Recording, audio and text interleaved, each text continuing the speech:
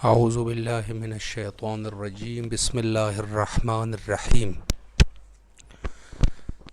درس نمبر 3 کو ہم پڑھ رہے تھے اور تمرین نمبر 3 تک ہم پہنچے تھے، جو کہ آج تمرین نمبر 3 کو حل کرنے کی کوشش کریں گے۔ فرماتے ہیں املأ الفراغ، خالی جگہوں کو پر کرے، فیما یلی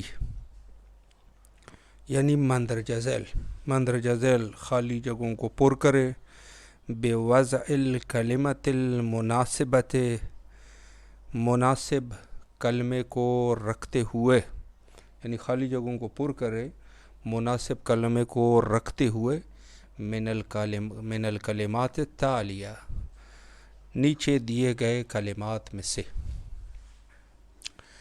پہلا کلمہ ہے جمیل یعنی خوبصورت، وسخ یعنی گندا، مفتوح یعنی کھلا ہوا، حار گرم، ثقیل بھاری، خفیف ہلکا۔ اگر کوئی تھوڑی بہت نحو پڑھ چکا ہے اور اس کو مبتدا اور خبر کا اندازہ ہے، تو آپ کو پتہ ہے کہ مبتدا ہمیشہ معرفہ ہوتا ہے اور خبر جو ہے وہ عموماً نکرہ ہوتی ہے۔ آپ نے دیکھا کہ مبتدا کے اوپر الف لام لگا ہوا ہے اور الف لام جو ہے علامت ہے معرفہ ہونے کی، اور خبر جو ہے چونکہ معرفہ نہیں ہوتی بلکہ نکرہ ہوتی ہے تو الف لام کے بغیر وہ استعمال کرتے ہیں۔ یہاں انہوں نے مبتدا دیے ہوئے ہیں اور مناسب خبر آپ نے جا کے لگانی ہے۔ الحجر، پتھر، کیا ہے پتھر؟ خبر اس کی کیا آنی چاہیے؟ آپ کہو گے ثقیل، ثقیل یعنی پتھر بھاری ہے۔ 2، الباب، دروازہ، دروازے کے ساتھ کون سا لفظ مناسب ہے؟ تو آپ کہو گے مفتوح یعنی کھلا ہوا، دروازہ کھلا ہوا ہے۔ 3، القمر، چاند، چاند کیا ہوتا ہے؟ ظاہر سی بات ہے خوبصورت ہوتا ہے، تو خوبصورت کے لفظ کیا ہے؟ جمیل، تو کہیں گے القمر جمیل، چاند خوبصورت ہے۔ 4 نمبر پر ہے الورق، ورقہ، ورقہ کیا ہوتا ہے؟ ان میں سے کون سا مناسب کلمہ ہے؟ آپ کہو گے کہ خفیف یعنی ہلکا، تو کہو گے الورق خفیف، ورقہ ہلکا ہے۔ 5 نمبر پر ہے المندیل، مندیل کہتے ہیں رومال کو، تو رومال کیا ہوتا ہے؟ تو آپ کہو گے کہ گندا ہوتا ہے، گندے کے لیے لفظ ہے وسخ، تو کیا کہو گے؟ المندیل وسخ، رومال گندا ہے۔ اور 6 نمبر پر ہے اللبن، تو ایک ہی بچتا ہے اس میں، وہ ہے حار، گرم، تو دودھ جو ہوتا ہے وہ کیا ہوتا ہے؟ گرم ہوتا ہے، تو آپ کہو گے اللبن حار، دودھ گرم ہے۔ یہ مشق جو ہے وہ ختم۔ اب صفحہ نمبر 16 پر 4 نمبر تمرین میں کہتے ہیں کہ املأ الفراغ فیما یلی، مندرجہ ذیل خالی جگہوں کو پر کرے، بوضع الکلمۃ المناسبۃ، مناسبتن بلکہ صحیح ہوگا،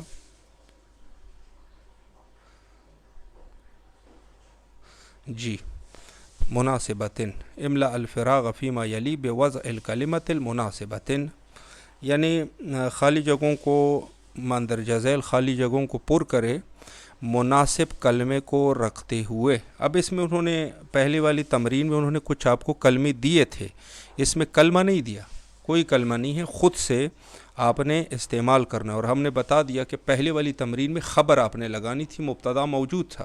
اب اس میں آپ نے مبتدا لگانا ہے، یعنی الف لام کے ساتھ شروعات کرنی ہے، مشخص کلمے کے ساتھ، الف لام کے ساتھ، اور خبر اس کی موجود ہے۔ تو پہلے نمبر پر ہے نظیف، صاف۔ اب کیا صاف ہے؟ تو آپ جو ہے کوئی بھی صاف لگا دیں، مثلا کہہ دو کہ المسجد نظیف، المسجد نظیف، مسجد صاف ستھری ہے۔ 2 نمبر پر ہے مکسورن۔ مکسورن کا کیا معنی ہوتا ہے؟ مکسور کا معنی ٹوٹا ہوا۔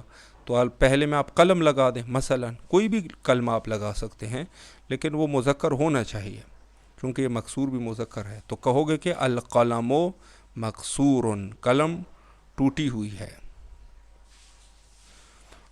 3 نمبر پر ہے باردن۔ باردن کا معنی ہوتا ہے ٹھنڈا۔ تو آپ پانی لگا دیں، کہو گے الماء باردن، پانی ٹھنڈا ہے۔ 4 نمبر پر ہے قریب، نزدیک۔ کیا نزدیک ہے؟ مثلا گھر نزدیک ہے تو آپ کہو گے البیت، گھر قریب، نزدیک ہے۔ اور 5 نمبر پر ہے بعید۔ بعید کا معنی ہوتا ہے دور۔ تو آپ جو ہے وہ مدرس کیا نام ہے اس کا، اس میں بھی آپ کوئی ایک مناسب سا لفظ جو ہے وہ استعمال کر لیجئے گا۔ مثلا اس میں آپ جو ہے لگا دیں کہ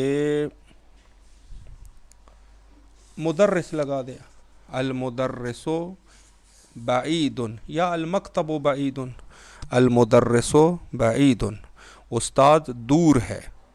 اور 6 نمبر پہ مثلا جو ہے واقفن۔ واقفن کا معنی ہوتا ہے کھڑا۔ تو آپ مثلا کہو کہ لڑکا کھڑا ہے تو آپ کیا کہو گے؟ الولد واقفن، لڑکا کھڑا ہے۔ اور 7 نمبر پر ہے جالسن، بیٹھا ہوا۔ تو آپ کہو گے کہ الرجل جالسن، آدمی بیٹھا ہے۔ الرجل جالسن، آدمی بیٹھا ہے۔ 9 نمبر پر ہے کبیرن۔ کبیرن یعنی پتھر لگا دیں تو آپ کہو گے الحجر کبیرن، پتھر بڑا ہے۔ 9 نمبر پر ہے قدیمن۔ قدیمن مثلا آپ جو ہے وہ لگا دیں کہ الکتاب، کتاب قدیمن، پرانی ہے، کتاب پرانی ہے۔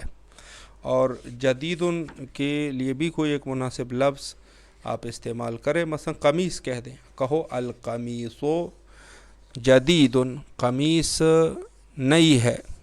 تو یہ سب اس طریقے سے آپ پر کر سکتے ہیں۔ البتہ جو مبتدا اور خبر کے درمیان جو واسطے ہوتے ہیں، جو آپ پہلے سے پڑھ چکے ہوں گے انشاءاللہ، وہ ضروری ہے، اس کا آپ دقت کریں گے، جس میں جو ہے مذکر اور مؤنث کی جنس کے اعتبار سے بھی تمیز ہونی چاہیے۔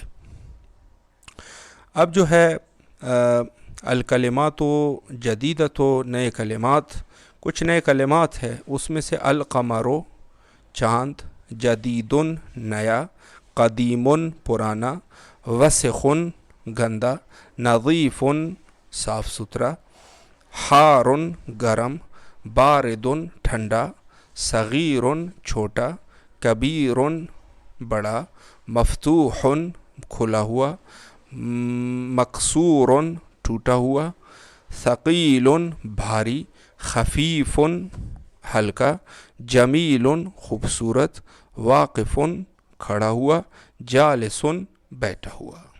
یہاں پر بات ختم ہوئی۔ اب ایک چیز اور یہاں بتانا چاہ رہے ہیں، دیکھیں الف لام جب داخل ہوتا ہے کسی ایک کلمے کے اوپر، کسی ایک اسم کے اوپر، تو وہ جو ہے تنوین قبول نہیں کرتا، لیکن بسا اوقات ایسے ہوتا ہے کہ الف لام داخل ہو جاتا ہے لیکن لام کو جو ہے وہ نہیں پڑھا جاتے، یعنی الف کو پڑھتے ہیں لیکن جو اس کے بعد لام ہے وہ نہیں پڑھتے، بلکہ وہ سیدھا اس کے بعد والے کلمے سے ملا دیتے ہیں، جیسے نجم ہے۔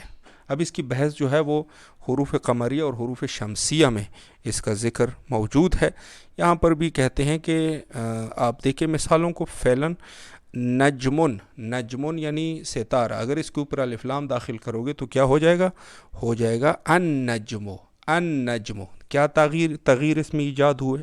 ایک تو یہ ہے کہ لام کو نہیں پڑھ رہے ہیں النجم، النجم، اس کے مابعد کے ساتھ الف کو پڑھا جا رہا ہے، لام کو بیچ میں نہیں پڑھ رہے۔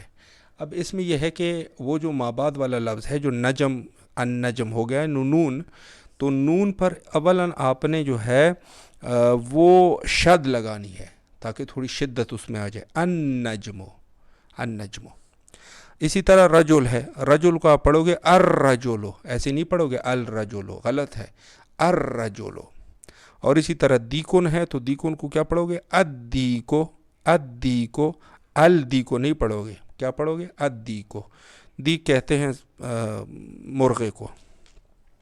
اسی طرح طالب ہے تو وہ بھی پڑھو گے طالبن یعنی اسٹوڈنٹ، اور اس کو جب الف لام داخل کرو گے یعنی معرفہ بناؤ گے تو اس وقت کیا ہو جائے گا؟ الطالب، الطالب، الطالب نہیں پڑھو گے بلکہ کیا پڑھو گے؟ الطالب۔